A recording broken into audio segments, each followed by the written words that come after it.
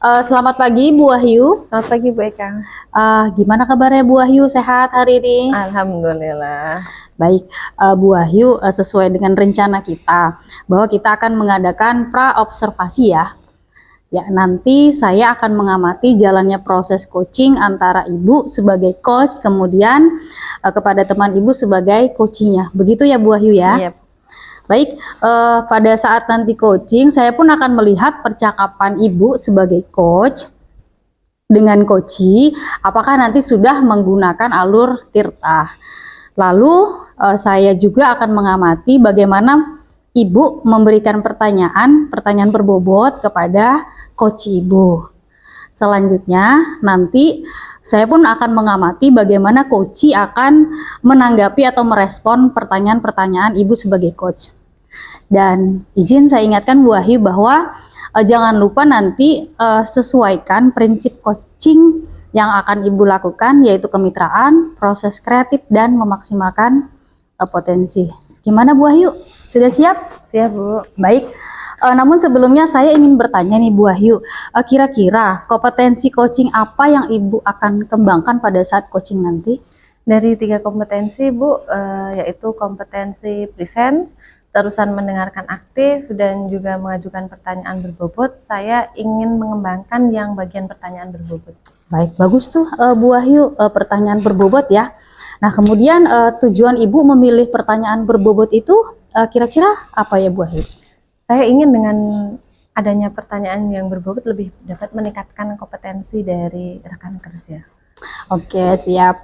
Lalu nanti kan Bu Wahyu akan melakukan coaching nih. Kemudian kita sudah melakukan pra observasi. Kira-kira setelah observasi nanti apa sih yang akan kita harapan Bu Wahyu terhadap observasi nanti? Harapan saya dengan adanya observasi ini, saya bisa mengembangkan kemampuan dari rekan kerja itu menjadi lebih baik lagi pastinya dalam pembelajaran. Terusan mengetahui kira-kira permasalahan atau mengidentifikasi permasalahan-permasalahan dari yang dihadapi oleh rekan kerja itu kira-kira apa saja. Baik, kalau begitu kita sudah memahami semuanya Bu Wahyu ya. Apa nanti yang akan saya amati, kemudian apa yang akan Bu Wahyu lakukan pada saat coaching nanti. Baik, nanti kita ketemu lagi di ruang observasi ya Bu. Terima kasih Bu Wahyu. Terima kasih Bu Eka. Sampai ketemu lagi. Assalamualaikum. Waalaikumsalam.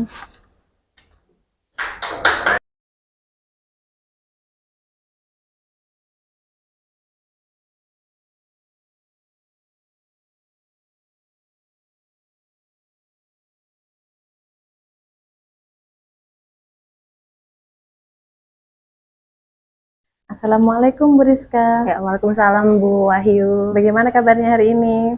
Alhamdulillah baik. Ya, bagaimana Bu Rizka dengan pembelajaran yang Ibu hadapi di sekolah? Apakah ada mungkin kendala-kendala atau unek-unek yang ingin Ibu Rizka sampaikan? Ya, sebelumnya saya mohon izin Bu ya menyita waktunya sebentar untuk pertemuan hari ini. Bahwasannya ada yang ingin saya diskusikan dengan Bu Wahyu terkait masalah yang saya hadapi di dalam kelas, yaitu kan ini sudah tahun ajaran baru Bu ya.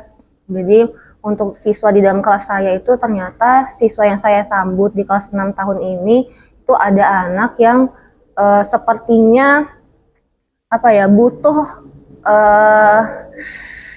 kita butuh perhatian ekstra lah untuk anak ini. Bahwasannya pengalaman saya kemarin di hari pertama mengajar, bahwasannya ketika anak ini padahal teman-temannya tidak mengapa-ngapain dia gitu kan, tapi dia tiba-tiba nangis sendiri gitu di pojokan. Terus ketika saya tanya kenapa nak gitu, ternyata dia merasa kalau misalnya dia tuh dilihatin sama teman-temannya yang lain gitu. Nah, sementara sebenarnya tidak ada yang mengganggu dia seperti itu. Nah, salah satu masalah yang saya hadapi sekarang ini Bu.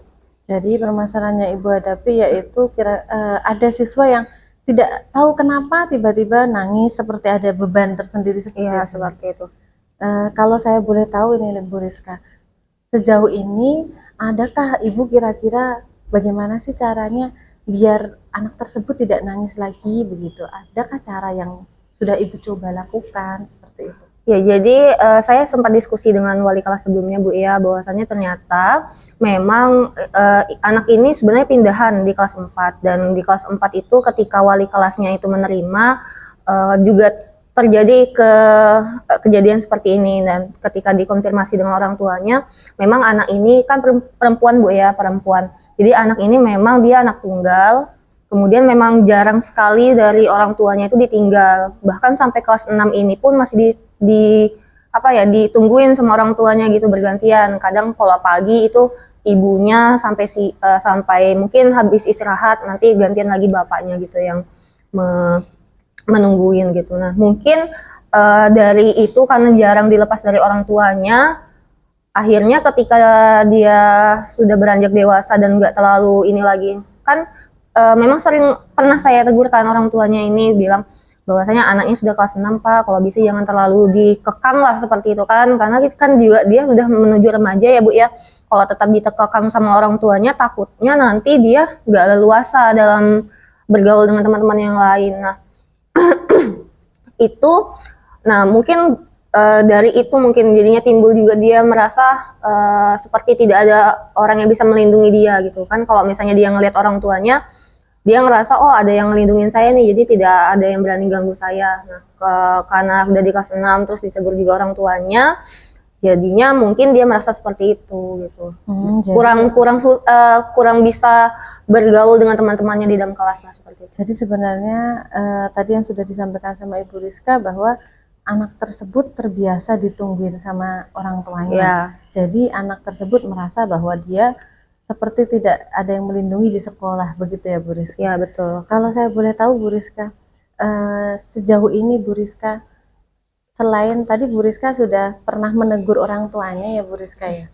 Mencoba menegur untuk tidak melakukan itu, begitu ya? Ya jadi bukan negur sih Bu, lebih ke ngobrol-ngobrol lah seperti itu kan, bahwasanya ya anaknya udah kelas 6 Bu, terus perempuan gitu kan. Iya saya paham mungkin kekhawatiran orang tuanya, ini anak tunggal, anak satu-satunya perempuan lagi harus dijaga gitu.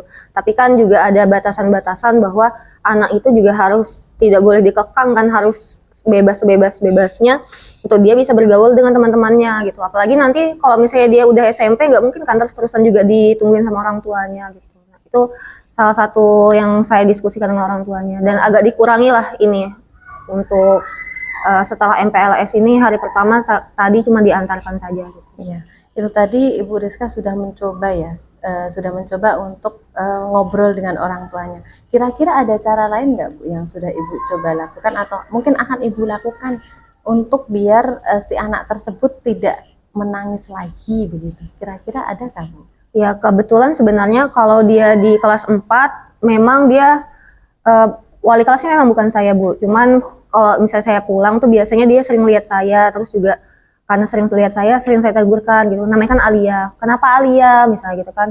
Anu Bu, apa namanya itu? Ibu mau pulang kan? Misalnya gitu kan. Iya ibu mau pulang. Alia boleh nggak salim sama Bu Rizka gitu?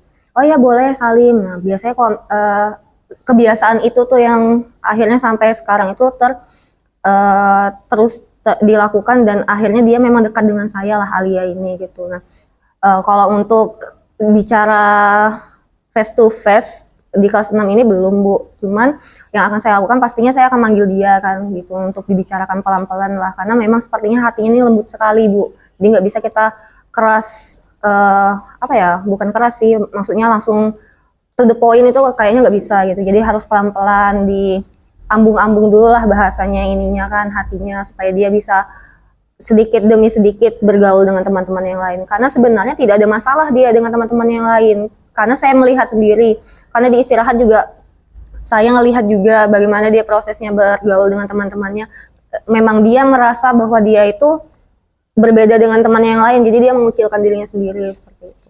Baik, jadi tadi Ibu sudah menyampaikan bahwa Ibu ingin mencoba untuk melakukan pendekatan secara personal ya kepada anak tersebut, agar nantinya anak tersebut tidak lagi menangis ya.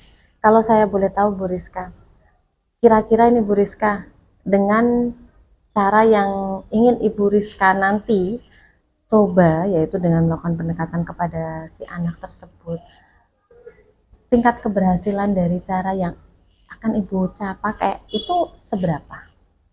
Tentunya saya maunya 100% ya Bu ya, cuman kan berjalannya waktu kan pastinya ada kendala-kendala terus tantangan-tantangan yang akan saya hadapi. Cuman saya sebagai wali kelasnya dia pastinya mau memberikan semaksimal mungkin lah. Setidaknya kalaupun memang dia belum bisa bergaul secara luas dengan teman-temannya, setidaknya maulah ketika kayak di dalam kelas pembentukan kelompok mau bergaul, maksudnya mau bergabung dengan temannya, setidaknya itu dulu gitu. Kalaupun yang jangka lebih panjang dan pergaulan lebih besarnya belum bisa, setidaknya itu. Baik Ibu Rizka, jadi Ibu Rizka berharapnya tadi agar si anak tersebut minimal bisa bergaul dengan temannya di kelas ya, dalam kelompok di kelasnya begitu. Baik Ibu Rizka, saya rasa untuk hari ini Ibu Rizka sudah dapat memberikan solusi dari yang Ibu Rizka tadi sampaikan, bahwa dengan anak tersebut tadi yang suka menangis, Ibu Rizka ingin sekali nantinya melakukan pendekatan secara personal atau pribadi sehingga anak tersebut nantinya bisa bergaul dengan teman di dalam kelas atau di dalam kelompoknya. Begitu. Saya rasa sudah cukup Bu Rizka ya pertemuan kita hari ini. Sebelumnya saya terima kasih Bu Rizka sudah mau ngobrol-ngobrol dengan Bu Rizka. Bu Rizka ngobrol dengan saya. Iya, betul. Langsung saja Bu Rizka ya. Saya pamit. Assalamualaikum warahmatullahi wabarakatuh. Waalaikumsalam warahmatullahi wabarakatuh.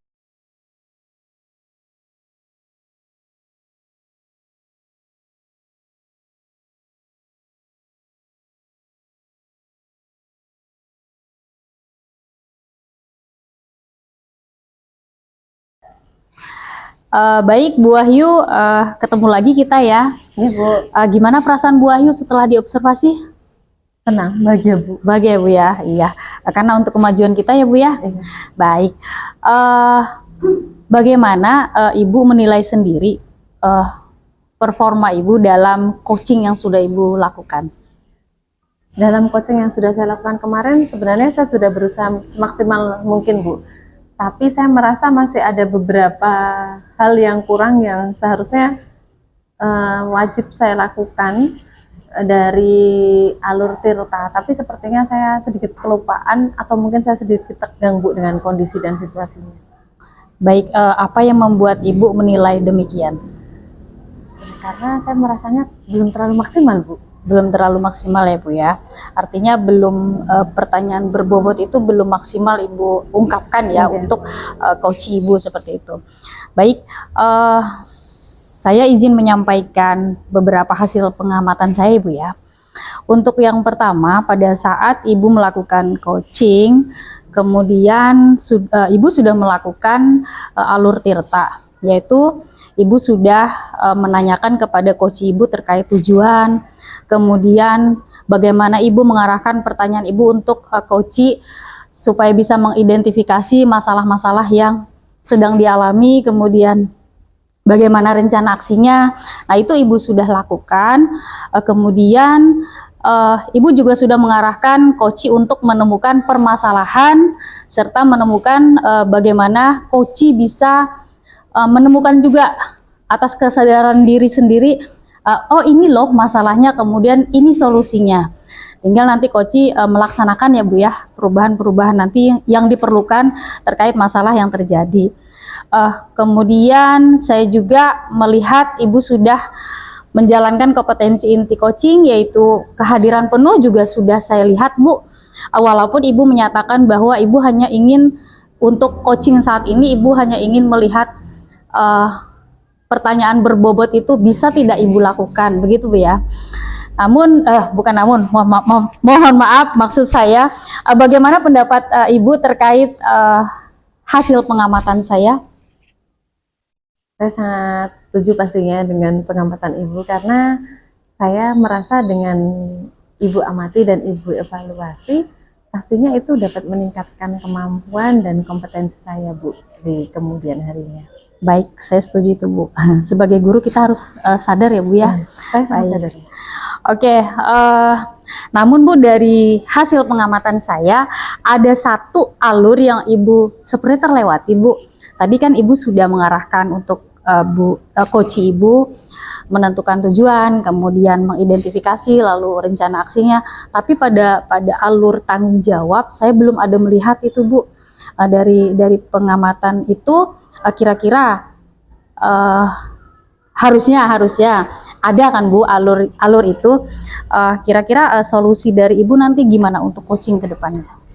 Untuk coaching ke depannya, mungkin akan saya persiapkan diri saya lebih matang lagi, jauh-jauh hari. Mungkin nervousnya juga dikurangi, Bu, gitu, karena kan mungkin karena dilihat oleh supervisor, jadinya saya agak sedikit nervous gitu. Baik, siap Ibu.